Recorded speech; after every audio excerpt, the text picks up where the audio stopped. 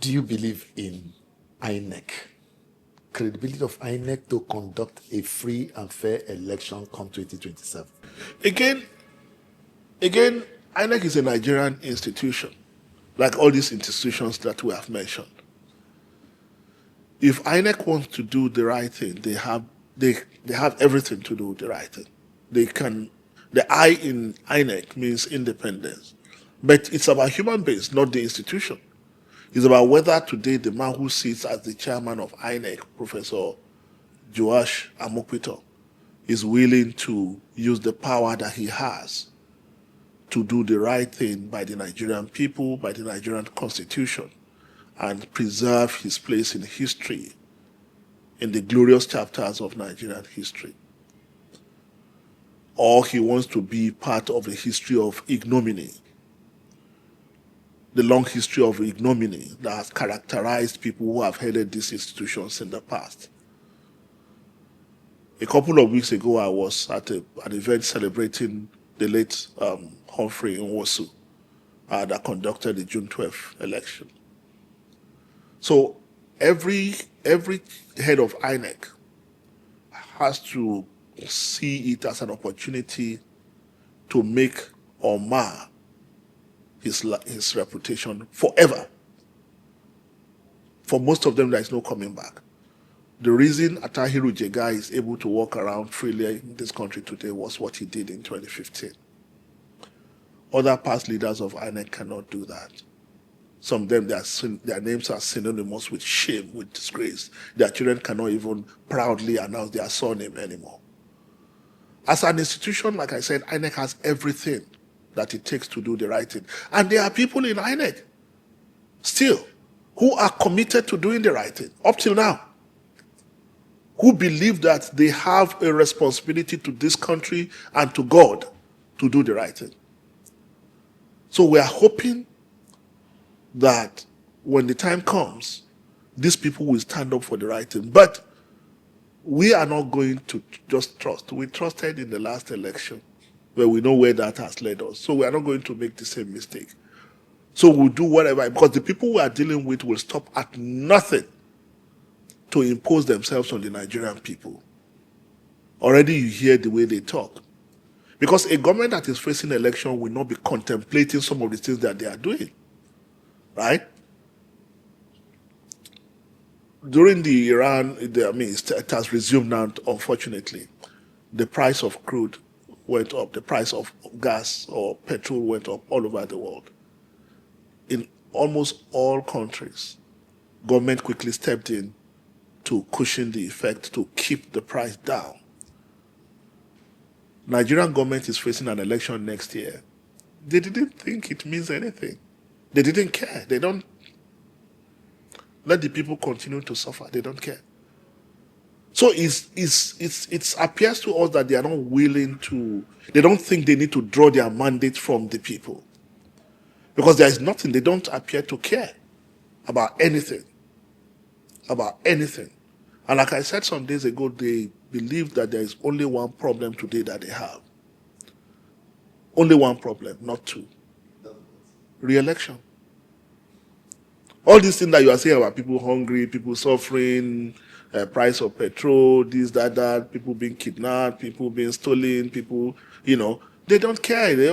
Everything is about 2027 election. That's why I say I don't think that because they know that in a free and fair election, by 10 o'clock, the election is over for them. So I don't think they are banking on the sanctity of the election for them to come back to power. But Nigerians will stop them. In your heart of hearts, can President Tinubu still be defeated in next year's election?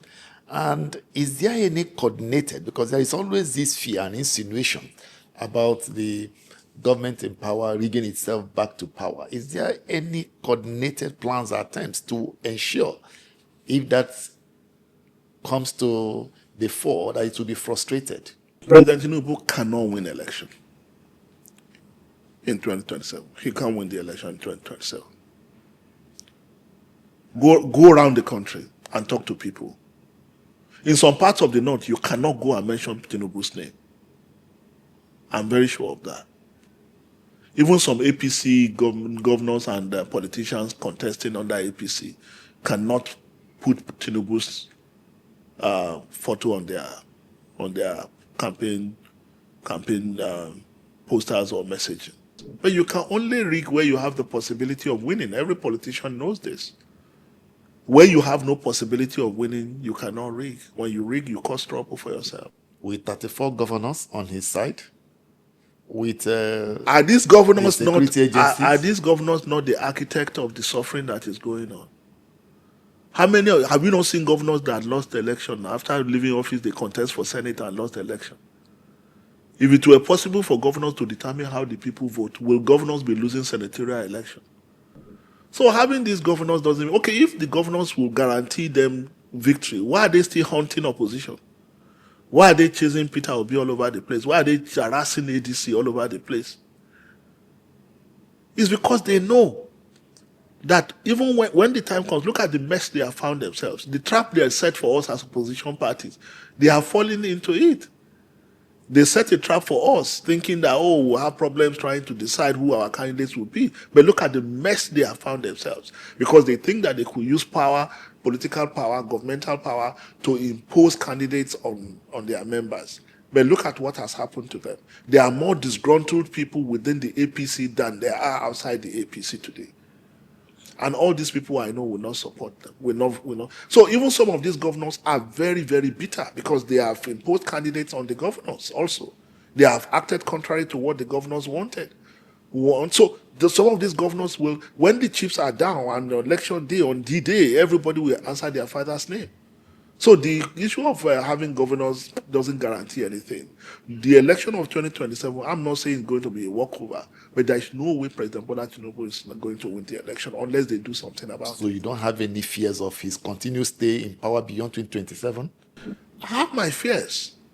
I have fears, of course. I'm not God. But God will answer our prayer. And our prayer is that it's about time that God forgive us of our sins, because God must be punishing us for a terrible sin that we committed as Nigerians, for him to inflict on us this kind of government that we have today. So we are praying to God. I'm a Muslim. I know the story of a prophet, which was the prophet that ended in the belly of a whale. Jonah, right? Yeah, we call him Yunus, right? He ended up in the belly of a whale. What happened? He went on his knees and prayed to God. God, I've sinned, forgive me. Right? And God delivered him. So it's the same thing. We are in the belly of Tinubu's whale now. And we are praying to God to deliver us because we have sinned as Nigerians. So we know that God will answer our prayers, because we can't continue like this. It's impossible to continue like this. Because the government has taken everything from everybody, including self-respect, including dignity. If you see the number of people, otherwise respectable people who are begging for money now to survive, to buy drugs. I know some of my old classmates who beg for money, and these are very respectable people who were successful in their own right, running their own businesses. So this can't continue. You see, Victor, if this government is, let's assume that they've tried some things and they got it wrong. Nobody's perfect. The first place to start is humility. Admit that some of the things we did was based on certain assumptions. But those assumptions have been proven to be faulty, to be wrong. We are therefore going to recalibrate and try something else. No. But they are so arrogant. I've never seen a sort of people more arrogant than these people. I've been in government, I can tell you this. They are so arrogant, they believe they know everything. And they believe they are doing the right thing. And President Bola Tinubu is a master strategist. He can do no wrong. The invisibility of the... Yes, and the country is collapsing under the weight of their incompetence. And they are the only ones who cannot see it. I remember the story of a king that he had this fire, this fire thing that they put to warm the body during winter. He had it. So it was getting so hot. But because the servant that used to remove the thing when it gets hot could not be found, the king sat there and continued to roast himself to death. It's called Barbara Tuchman call it, the American historian, she's late now, she called it suicidal incompetence. So what we are faced with today is suicidal incompetence, and they cannot see it. If there were hope, we say, okay, look, see how far they have gone. See how far they have gone. By next dispensation, they will take it further. And all they tell is Calabar Coastal Highway, Sokoto Badagry Highway, this highway. I say it's a highway to death. It's a highway to the destruction of the country.